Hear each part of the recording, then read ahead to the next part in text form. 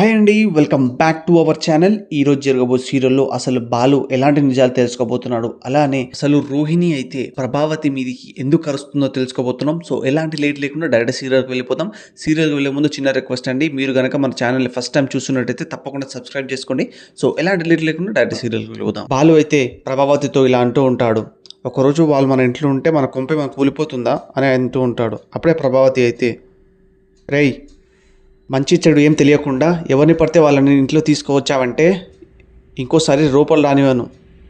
వీళ్ళ గతం ఏంటో, ఆ పిల్లోడేంటో, ఆ తల్లి కనిపడేసింది పోయిందో, పైకే పోయిందో, వాడి పుట్టుకేంటో అంటున్నప్పుడే రోహిణి అయితే ఒక్కసారిగా ఆపండితయ్య అని ప్రభావతి మీదికి అరుస్తూ ఉంటుంది. రోహిణి, ఏమన్నావు?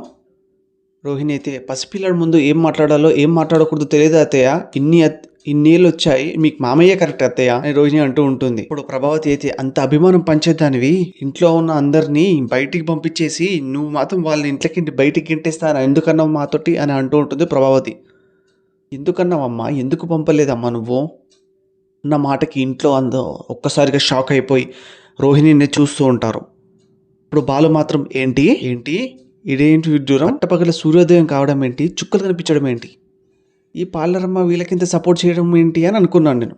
ఇప్పుడు నాకు సర్వం తెలిసిపోయింది, బుర్ర గిర్రమని తిరిగిపోయింది. అది అంటారే ఆ గ్లోబ్ లాగా బుర్ర గిర్రమని తిరిగింది.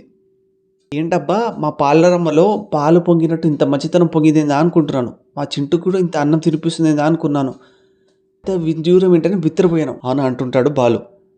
ఇక చింటూకైతే కళ్ళకున్న పట్టిని అయితే తీసిస్తూ ఉంటారు. అదే టైంలో డాక్టర్ గారు అయితే మెల్లగా కళ్ళు తెరువు బాబు అనగానే ఇంటి ముందు రోహిణి ఉంటూ ఉంటుంది. అదే టైంలో బాలు మీనా వాళ్ళు కూడా వస్తూ ఉంటారు. అదే టైంలో బాలు అయితే అడుగుతుంటారు, ఏంటి ఏంటి పారమ్మా నువ్వు ఈ హాస్పిటల్ ఏం చేస్తున్నావు అని అడుగుతుంటారు.